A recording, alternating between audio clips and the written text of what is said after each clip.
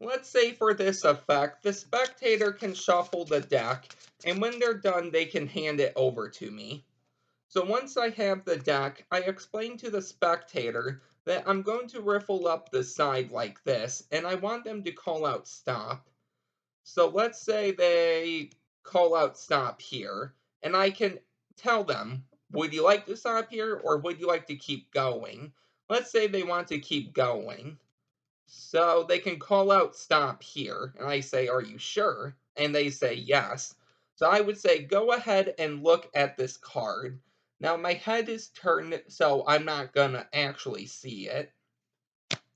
So once the spectator has remembered their card, I can hand the deck over to them and they can give the deck a shuffle. Once they're done giving the deck a shuffle, they can hand it back, and I would explain that I'm gonna try to find their card. So I want them to just think of it. So I think out of all of these cards, I think you chose this card. So keep in mind, the deck was shuffled. You said stop at a card. You said stop at a second card. You remember that card. You mixed the deck, and then I took out one card. For the first time ever, name your card out loud. Let's say they do that right now. And I can show them the 9 of diamonds.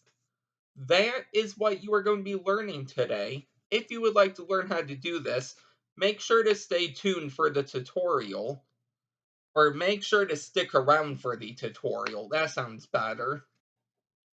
So, before I actually teach you this move, in case you're wondering about the deck I'm using, these are the Dystopian Playing Cards by Kevin Booth, the first edition, well, actually the red edition. Now, I won these in a giveaway. You can actually see I used these quite a few times because of I think this might be a tuck flap. I'm not too sure, but the bottom of the box actually came apart. But I'm sure that could actually be fixed. But this is the deck I'm using. So I'm going to leave my deck review of this deck down below, because he also sent some other stuff as well. And then I'm going to leave Kevin's channel down below, so you can go and subscribe to him. He has a really great channel with some really great stuff. So a little, I guess, a backstory, you could call it, on this move. This isn't a move I came up with, but this is going to be a move that's used in an upcoming trick I'm going to be teaching. Now, for that trick, the tutorial and the performance are going to be in two separate videos, just because the performance is going to, well, I should say the performance and the tutorial. Actually, the tutorial is going to be quite long. So, you'll see what I mean when I upload the video. But I didn't want to teach this in the tutorial and then make that way too long. Hopefully that makes sense. I wanted to dedicate a separate video to this move. So let's get into this move here. So this is actually a really nice peek of a card. So here is how you're going to do it. So starting off, you're going to want the deck beveled. If you don't know how to bevel the deck, essentially what I do is I have my middle ring and pinky on the front, thumb on the back.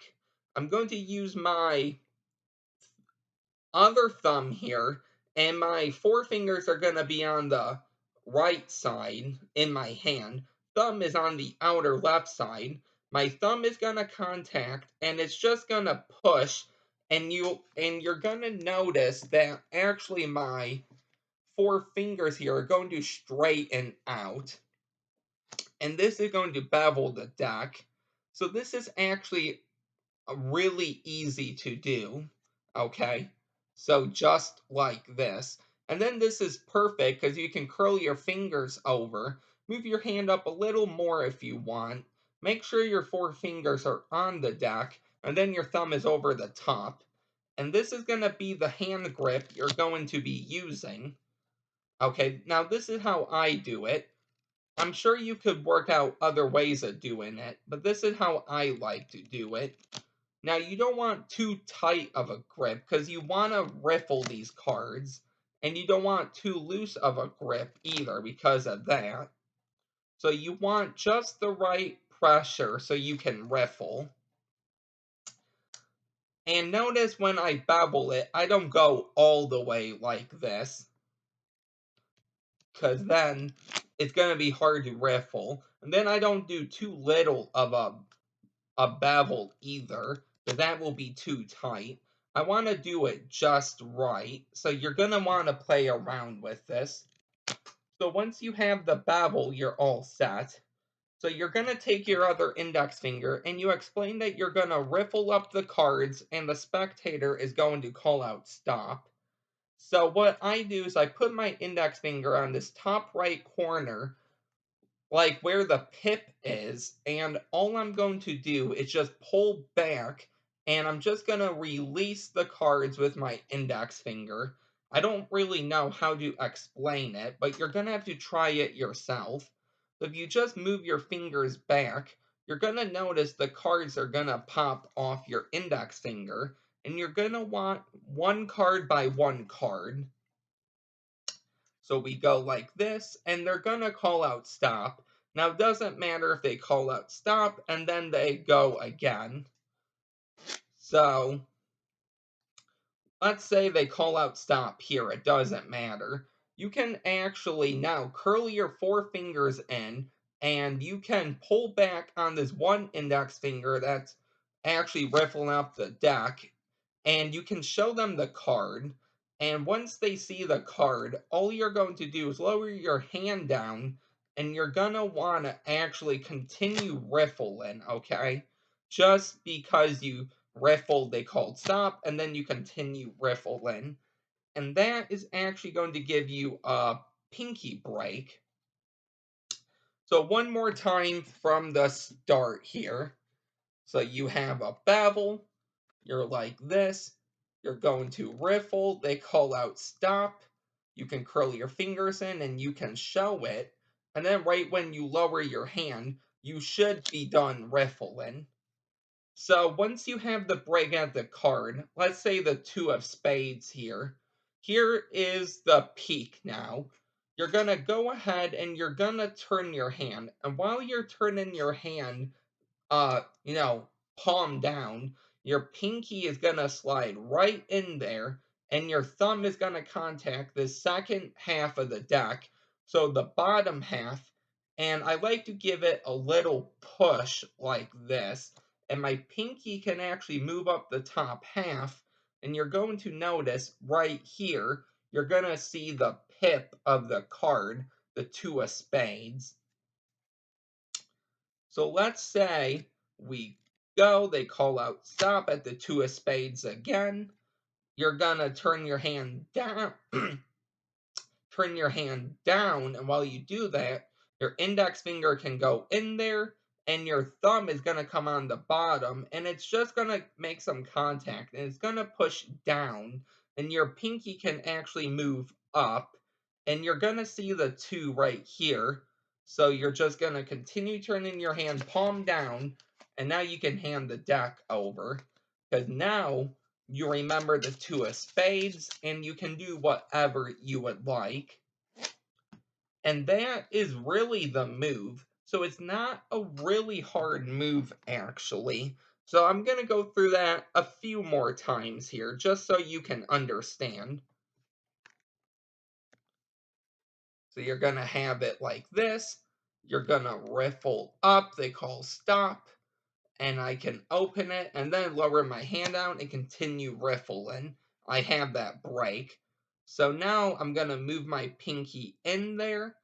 And notice how my thumb is already contacting the bottom half. So I can already push down. My pinky can push up.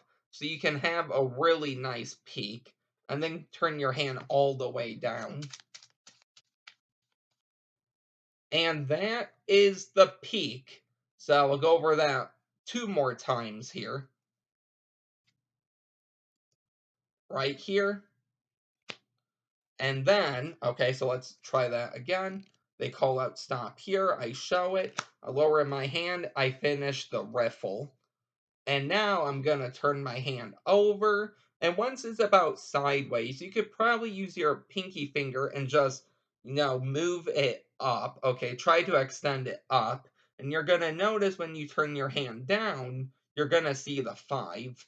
Now, you don't want to actually flash the 5 to the spectator because that's the card they remembered. And if they see it here, they'll know that you can see it. So you're going to want to watch your angles on this.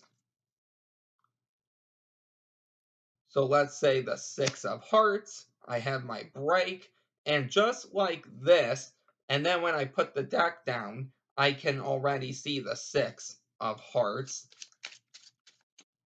Go over that one more time for you, and then one more time, and I guess a real performance. I don't use this peak very often. So let's say we have the 7, we can show it, we'll go ahead and lose it. Make sure that doesn't happen either. Let's say the ace of spades. And now, right here, I already got the peak. And one more time, I will show this. So you have the deck beveled, your 4 fingers. Your index finger riffles up the side. They call stop. Curl these fingers in, open it up. And once they're done, while you're lowering your hand, you can move out your middle ring and pinky, or your middle ring and index. Keep your pinky in there. You can continue riffling, and now you can go ahead and turn your hand up like this. So move your pinky up, and at the same time, press down on the bottom half with your thumb, and then turn the deck over, because you see the ace right there. So here's what it looks like in real time, and then that's the video. So let's say we give the deck a shuffle, and they call out stop.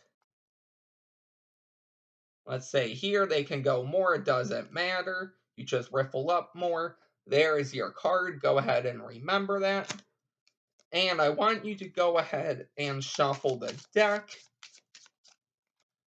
And just like that, I already know your card is the 2 of clubs.